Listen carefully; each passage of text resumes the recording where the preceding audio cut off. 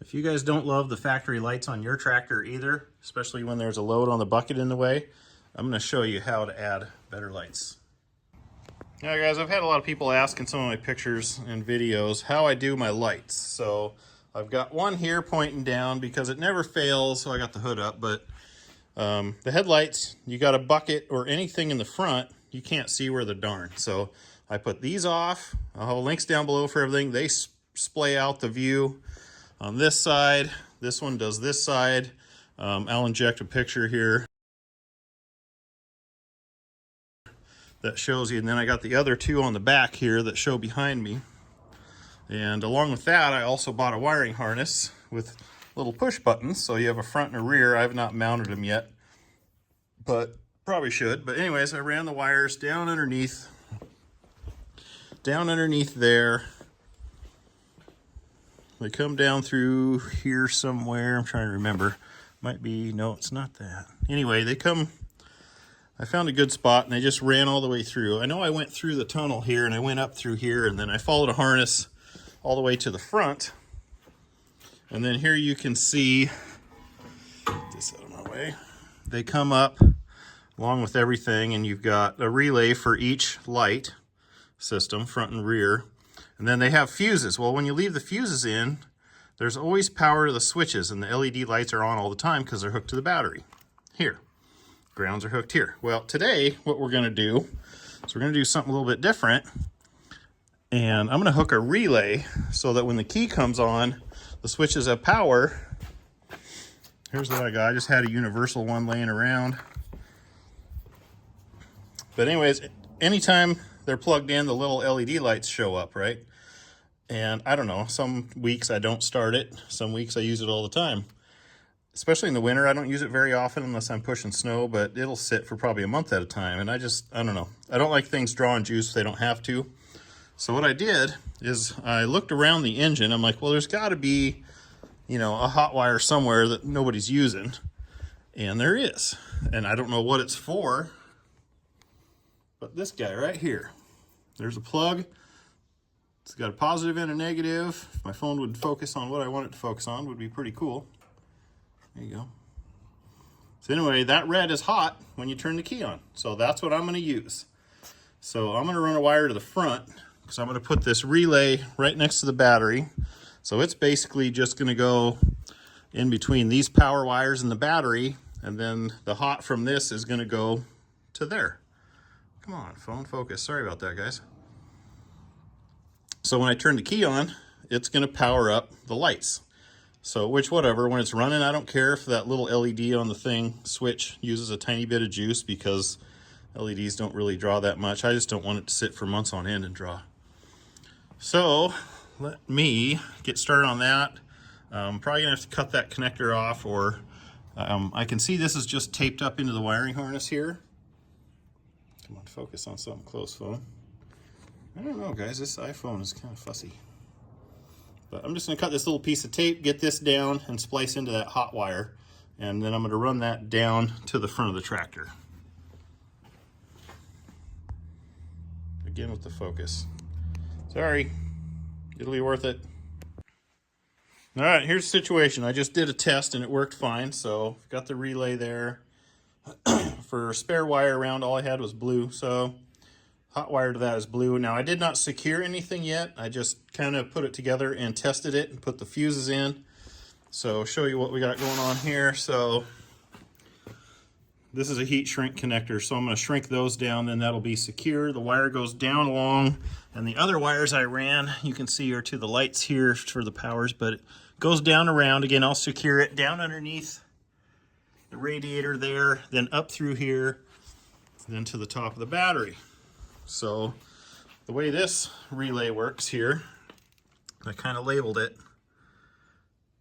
So 87 goes to the lights, 30 goes to the battery, straight to the pole. 85 is the negative, which I ran to the other terminal here. And then, if it focuses, 86 is the switch power. So that blue wire I just showed you.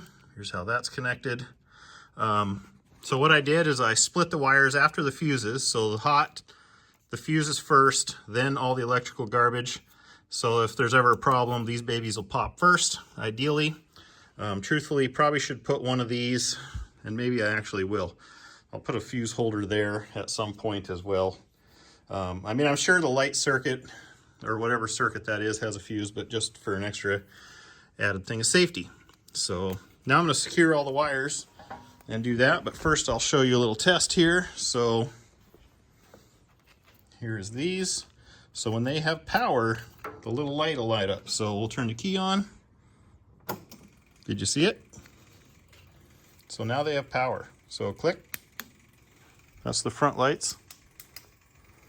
And the other one here, the rears. I can't get it all in one shot, but you can see they work and they're very bright. At night, they really light up the world. So I'll post another picture probably of those. Summertime here, so the days, you know, are pretty long. So if you want to, you can just leave them plugged in and just turn them off and on with the key. Key off, loses power to all that, and turns the lights off. So however you want to do it. Let me tidy up that wiring, and we'll be right back. All right, we got her all tidied up and zip tied and all that jazz. So the connectors, I just put the two hots together because they had to go to one deal anyway, and these ones weren't fully covered. So I just took some heat shrink, put it over the whole thing, and kind of did that. So I hope that helps. And yeah, so everything else otherwise. So there's the blue wire going down, going down, going down, coming out. Goes over here, goes around, comes up, and then I just zip tied everything together. I didn't have a fuse deal right now, but I'll get one. But so that takes care of that. Let me close the hood here. If I can grab her. Everything is clean under there. There's that. So now you can see I do have the switches turned on, so as soon as I hit the key, they're going to take off. So there they go. So we got lights.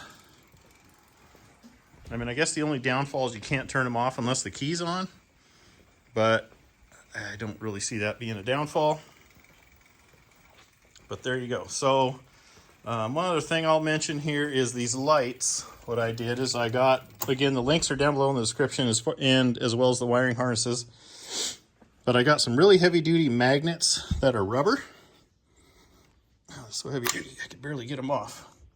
And then I put it on a sticker, kind of on there so it doesn't hurt my paint, right? I'll tighten that one up a little bit, but they've been on there for, boy, it's probably been a year and a half now I've been doing this. And the same with the rear ones. I just stuck them on there.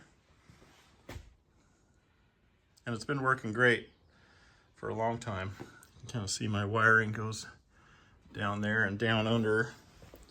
And again, I did take this hump off so the wires go down through there. You can see them there, they go through. Anyway, that's how that's done. So I hope you guys find that useful. Like I said, I used to get a lot of questions about it every time I post a picture or something, or you know, at night with the lights going, because the factory lights really kind of suck. There's the factory light, you can see. And then that's the rear. Let's get the front lights. You can just see the brightness. And at night, it's just 10 times better.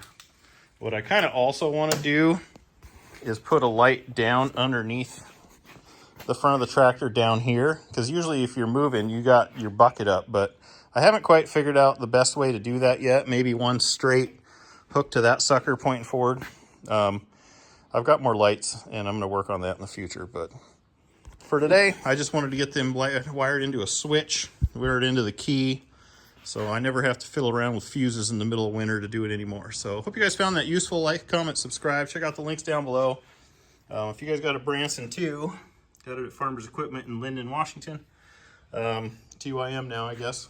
But don't forget, I show how to service this.